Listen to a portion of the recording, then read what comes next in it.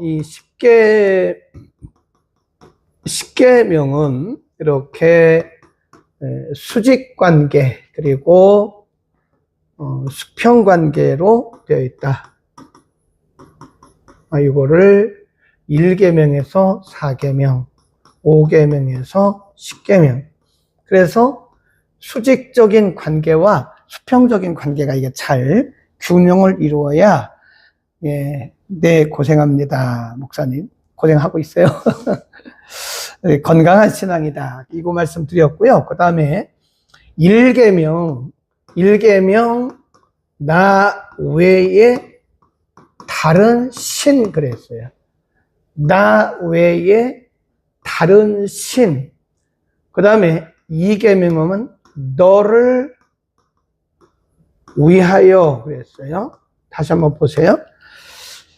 4절에 보면 너를 위하여 새긴 우상을 만들지 말고 그 우상은 하늘에 있는 것들 또 아래로 땅에 있는 것들 땅 아래 물속에 있는 것들 어떤 형상도 만들지 마라.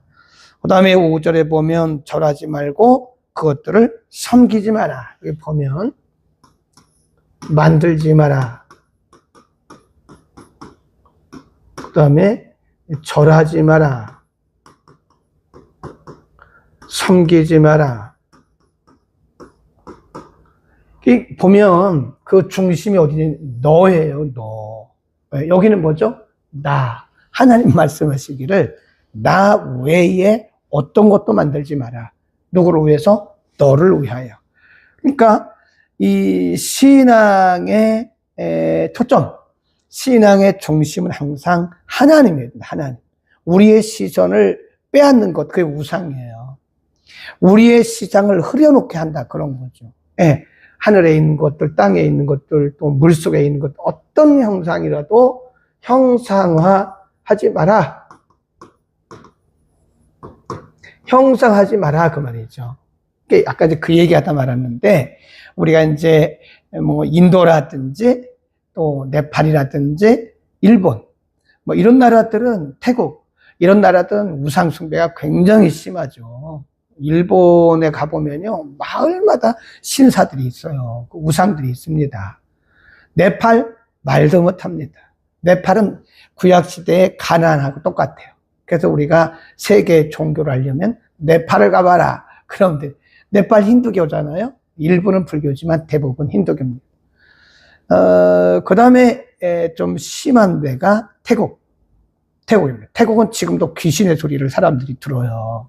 태국은 불교잖아요. 네. 태국 방콕에 가면 아파트 하나가 비어 있어요. 근데 그 아파트가 왜 비어 있냐? 굉장히 큰 아파트. 저도 한번 가봤는데, 태국은 가보면 그 아파트 입구마다요, 다 집집마다 이렇게 촛불, 이런 걸 다 걸어놨어요. 촛불. 근데 이 큰 집이 비어 있어요. 그래서 누구든지 가서 살으라는 거예요. 왜냐면 이 집이 밤마다 이상한 소리 나는 거예요. 잠잘라면 막 꽹가리 치는 소리 나고 사람들이 왔다 갔다 하는 소리. 아무도 없는 거예요. 귀신 장난이죠. 그래서 누구든지 담대하면 여기 가서 살아라. 어떤 목사님이 거기 한번 들어갔다가 도로 나왔다잖아요. 무서워서 뭐 그런 것도 있지만 너무 혼돈되는 거라는 거죠. 그래서 굉장히 중요한 것이다. 여기 보면 너를 위하여 어떤 것도 만들거나 절하거나 섬기지 마라. 신앙의 중심은 누구죠? 하나님이에요. 나 외에 다른 신을 섬기지 말라고 말씀하시면서 너를 위하여 그런 표현을 하셨다. 매우 중요한 말씀입니다. 그 다음에 7절로 가보면 우리가 이미 했기 때문에 간단하게 하고 갑니다. 세 계명, 세 번째 계명이죠. 7절 너는 너희 하나님 여호와의 이름을 망령되이 일컫지 말라. 나 여호와는 나의 이름을 망령되이 일컫는 자를 죄 없다 하지 않을 것이다. 그래서 망령되이 일컫지 마라. 3계명은 하나님의 이름에 대한 거죠. 3장에 보면 우리 출애굽기 3장 공부했잖아요. 3장에 보면 하나님께서 모세에게 자기를 계시하셨어요. 모세가 하나님 앞에 이렇게 항의하듯이 하나님께 여쭙잖아요. 하나님, 좀 무슨 증거를 가지고 제가 애굽 왕에게 가며 백성들에게 지도자가 되겠습니까? 네, 그때 하나님께서 말씀해 주신 것이 뭐냐? 나는 여호와야. 나는 스스로 있는 자다. 거기 보면 우리 한번 가볼까요? 출애굽기 3장 14절로 한번 잠깐 갔다가 오죠. 출애굽기 3장 14절에 보면 이제 모세가 이렇게 물어보죠. 13절 모세가 하나님께 고하되 내가 이스라엘 자손에게 가서 이르기를 너희 조상의 하나님이 나를 너희에게 보내셨다 하면 그들이 내게 묻기를 그의 이름이 무엇이냐라고 물어볼 겁니다. 모세가 한 얘기 하나님께 그의 이름이 무엇이냐고 하리니 내가 무엇이라고 그들에게 말할까요? 그러니까 14절 하나님이 모세에게 이르시되 나는 스스로 있는 자니라.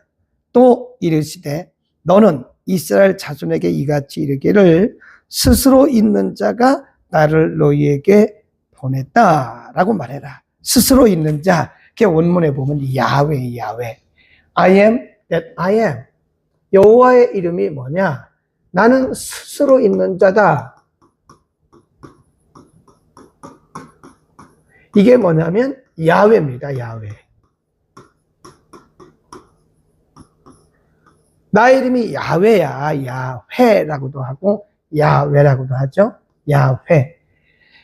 내 이름이 야훼야. 야훼. 나는 스스로 있는 자야. 그때 처음으로 하나님이 모세에게 자기 자신의 이름을 계시하셨어요. 그게 뭐냐?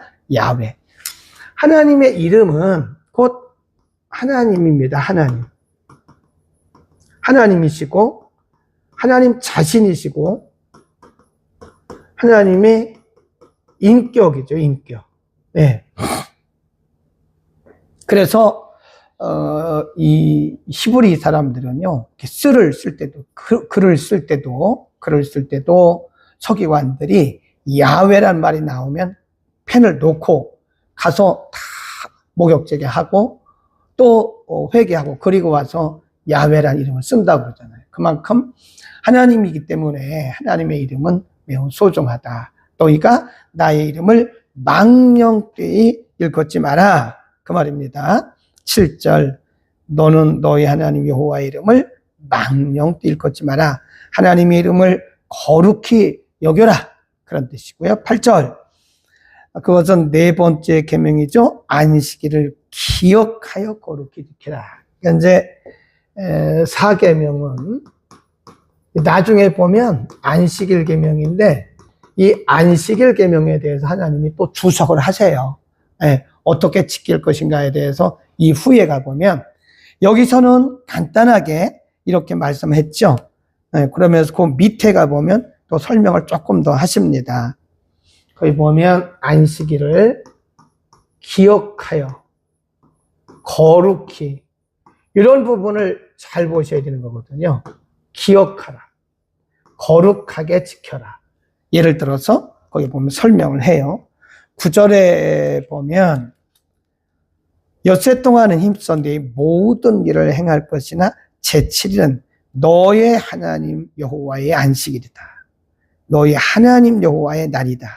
너나 내 아들이나 내 딸이나 내 남종이나 내 여종이나 내 육축이나 내 문 안에 유하는 객이라도 아무 일도 하지 마라. 이는 엿새 동안에 나 여호와가 하늘과 땅과 바다와 그 가운데 있는 모든 것을 만들고 제7일에 쉬었습니다. 그러므로 나 여호와가 안식일을 뭐 한다 그래요? 복되게 한다. 복되게. 이 안식일을 하나님의 날이라고 말씀하시고 이 날을 하나님께서 복 주셨어요. 복되다고 말씀하셨다. 그 말씀이죠. 안식일을 지키는 자는 복이 있는 자다. 이렇게 보시면 되죠. 이제 이거에 대해서 신학적 해석이 좀 필요하죠. 그래서 원래로 말하면, 구약대로 말하면 요 7일, 제7일이죠. 오늘날로 말하면 토요일이에요. 토요일. 여기가 안식일.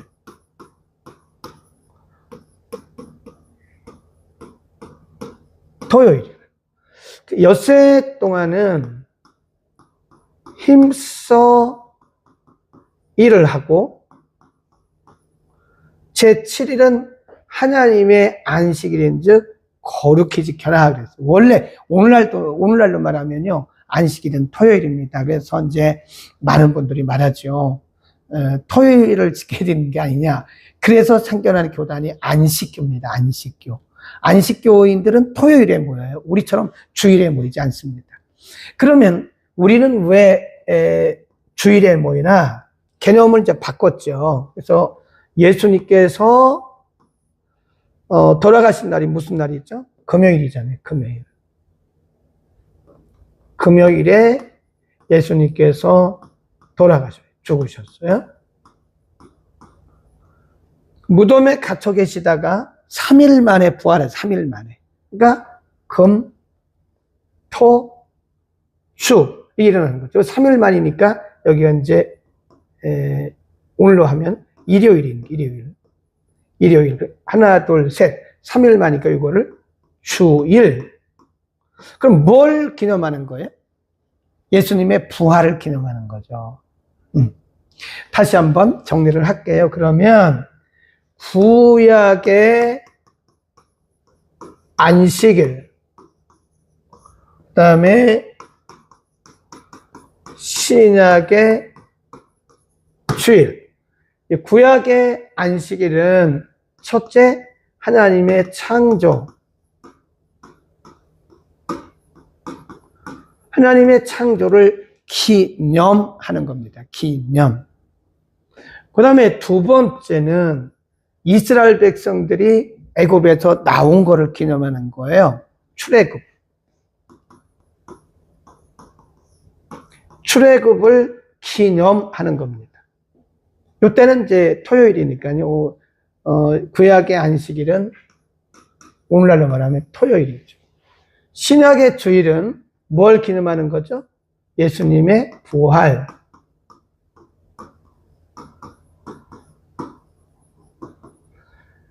그래서 사실은 우리가 이 주일에 모여서 주일을 지키는 것은 우리가 하나님을 예배하면서 사실 그 핵심에 예수님의 부활을 기념하는 것이고, 동시에 예수님의 재림을 우리가 기다리는 거죠.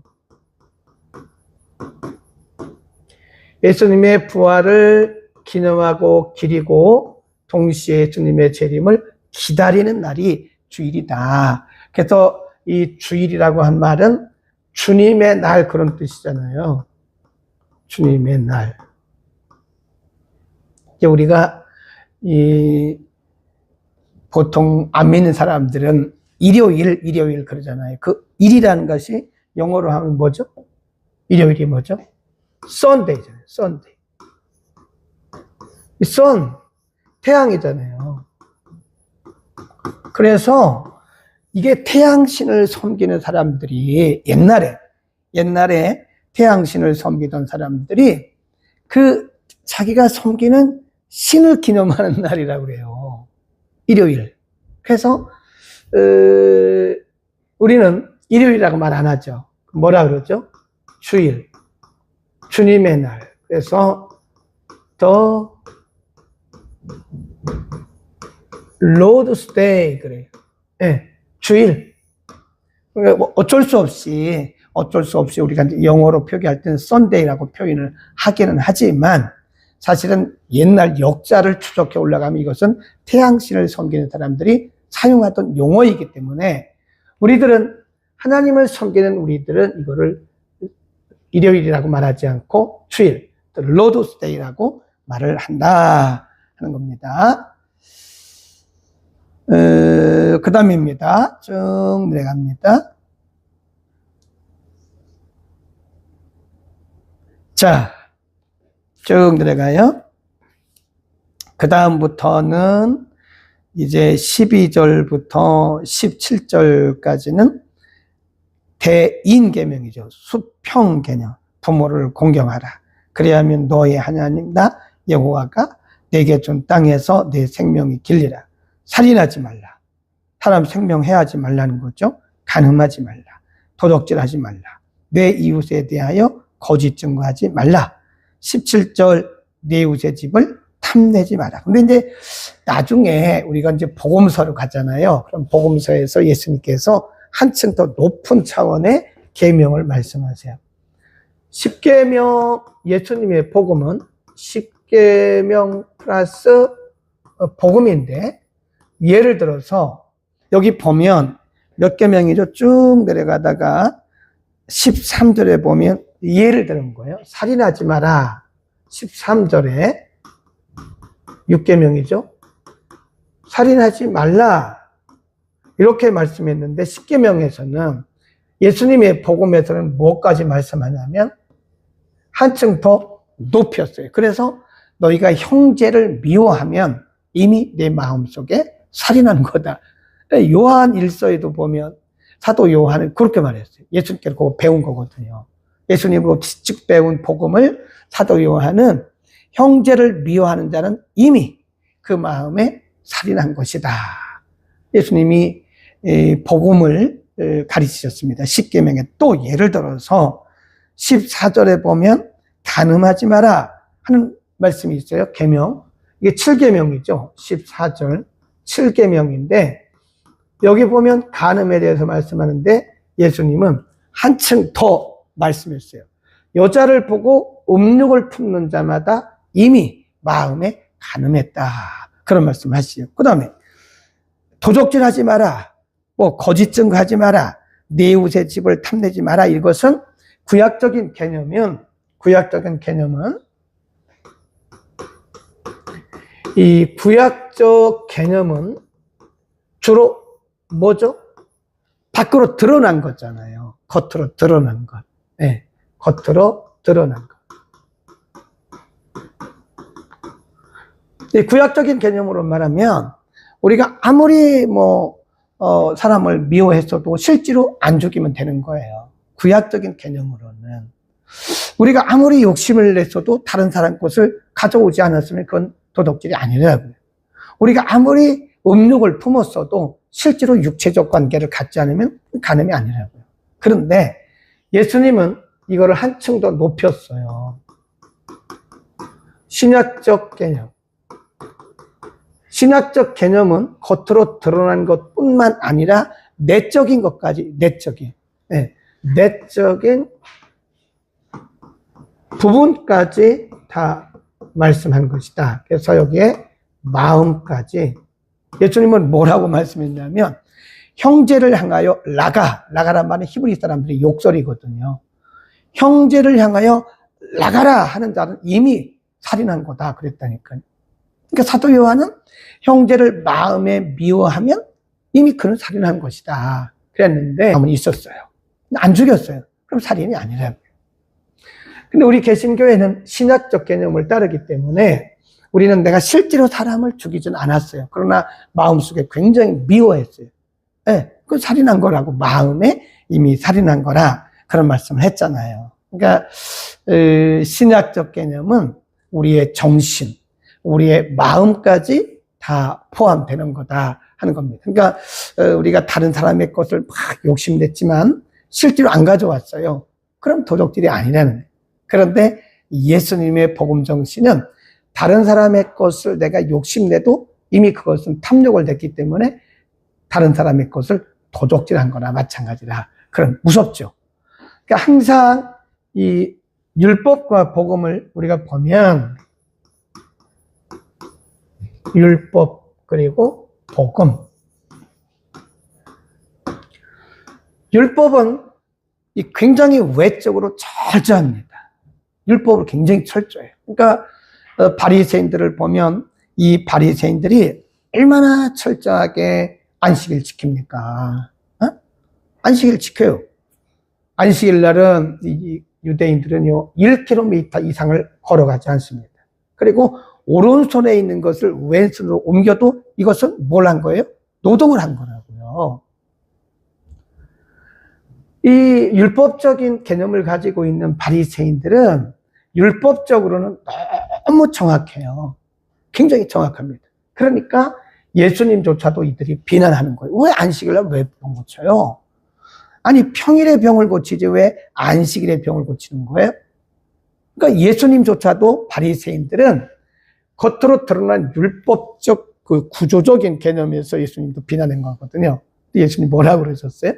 하루는 예수님이 안식일날 회당에서 병자를 고치셨어요. 그러니까 율법적 개념을 가지고 있는 이 바리새인들이 왜 당신은 안식일에 병을 고치냐고, 왜 안식일을 범하냐? 그러니까 예수님이 뭐라고 했냐면 한번 생각해봐라. 너희 중에 어떤 이가 지금 수렁에 빠져 있는데 안식일이라고 해서 그거 구해내지 않겠냐? 그러니까 예수님은 뭘 더 강조하신 거예요? 정신, 개념, 의미, 이를 더 강조한 거죠.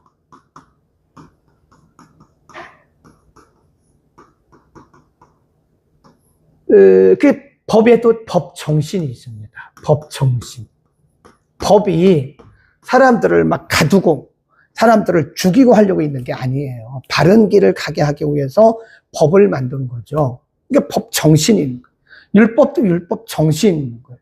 그래서 우리가 복음 정신을 살리지 않고 그 규례대로 하는 사람을 율법주의자라고 그럽니다. 바리새인들처럼 살아가는. 그런데 복음의 정신을 알고 살아가는 사람들은 그렇게 하지 않죠. 재밌는 얘기가 있어요. 저 인천에 가면 그것이 철저한 건지는 모르겠어요. 우리가 생각할 때 예를 들어서 11시 예배를 드려요. 그러면 예배 시간 지켜야 돼요, 안 지켜요? 예배 시간 지켜야죠. 당연히 예배 시간 지켜요. 11시 전에 오든지 11시 맞춰서 와야죠. 근데 어떤 집사님, 여자 집사님 한 분이 예배 늦었어요.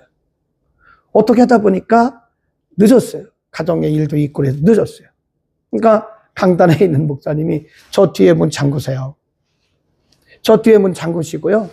11시 이후에 오시는 분들은 서서 예배를 드리든지 집에 가세요. 어떻게 보면 이 목사님이 굉장히 철저한 분이구나 라고 말할지 모르지만, 그러나 그분의 입장을 고려하지 않은 복음 정신에 대해서는 약한 분이다. 하나님께서 원하시는 것은 정신입니다. 원래 의미와 본래적 의도라는 게 있어요. 의도. 이 의도 굉장히 중요합니다. 우리가 성경을 볼 때는요, 의도, 하나님의 의도가 뭔가를 알아야 돼요.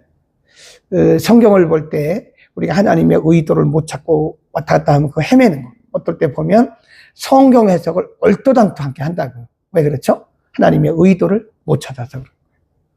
하나님의 의도를 못 찾으면요, 10번이고 20번이고 계속 읽어야 돼요. 하나님이 이 부분을 통해서 말씀하시려고 하는 것이 뭐지?